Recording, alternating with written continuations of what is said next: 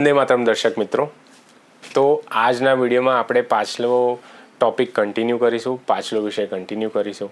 પાછલા વિષયમાં આપણે જોયું કે પ્રોટીન શું છે, એની શું જરૂર પડે છે અને એની ઉણપ થાય તો શરીરમાં શું થઈ શકે છે. પણ આજના વિડીયોમાં આપણે જાણીશું કે શાકાહારી સ્ત્રોતોમાંથી આપણે કઈ રીતે દિવસભરનું પ્રોટીનની જરૂરિયાત પૂરી કરી શકીએ છીએ. સૌથી પહેલી વસ્તુ આવે છે સોયાબીન. અને સોયાબીન વાત કરીએ તો આપણે ટોફુ અને સોયા ચંક્સની વાત કરીએ. તો સોયા ચંક્સની વાત કરીએ તો એનામાં 52% પ્રોટીન હોય છે મિત્રો. એટલે તમે 100 ગ્રામ ખાઓ તો 100 ગ્રામમાંથી 52 ગ્રામ તો તમને સોયા ચંક્સમાંથી જ મળી જાય. પણ એક વસ્તુનું ધ્યાન રાખજો, એ થોડુંક પચવામાં હેવી હોય છે. એટલે તમે એકદમથી 100 ગ્રામ નહીં લેવાનું, 10, 20, 30 ગ્રામથી તમે શરૂ કરી શકો છો. તમે ટોફુ પણ લઈ શકો છો. ટોફુમાં પણ 100 ગ્રામમાં 16થી 20 ગ્રામ પ્રોટીન હોય છે, પણ એ પણ તમે ધીરે ધીરે શરૂ કરજો. પછી આવે છે ફણગાવેલા કઠોળ, મગ, મઠ જે છે, એક વાટકી એટલે લગભગ 100 ગ્રામમાં 10થી 12 ગ્રામ જેટલું પ્રોટીન આવે છે.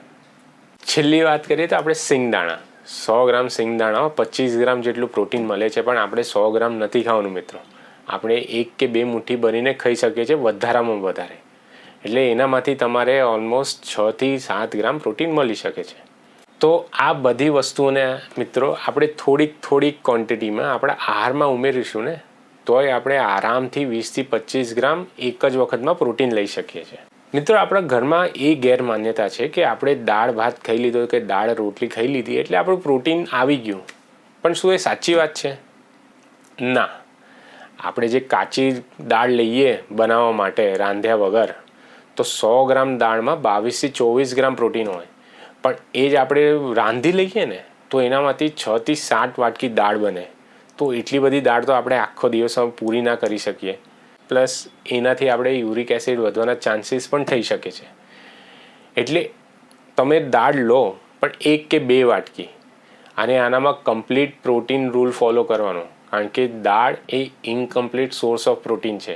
એનામાં જે 9 એસેન્શિયલ એમિનો એસિડ જે આપણા શરીર નથી બનાવી શકતું, જે બહારથી આવે છે, એને આપણે દાળ કે રોટલી સાથે ખાઈએ ને તો કમ્પ્લીટ એમિનો એસિડની પ્રોફાઇલ આપણા શરીરને મળે છે.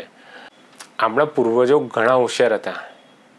એમને દાળ ભાત શાક રોટલીનું કોમ્બિનેશન જે આપેલું એ તમારે એમિનો એસિડની પ્રોફાઇલ પૂર્ણ થાય એના માટે આપેલું. બટ હાલમાં આપણી દિનચર્યા બેઠાડી થઈ ગઈ છે.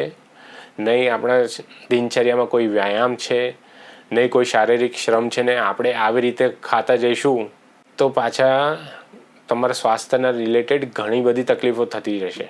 તો સમય સાથે આપણી દિનચર્યા બદલાઈ છે, બેઠાડું જીવન થઈ ગયું છે, પણ આપણો આહાર એ જ રહ્યો છે. એટલે હવે વખત આવી ગયો છે મિત્રો, તમે સજગ થઈ જાઓ અને પોતાના આહારમાં બદલાવ કરો.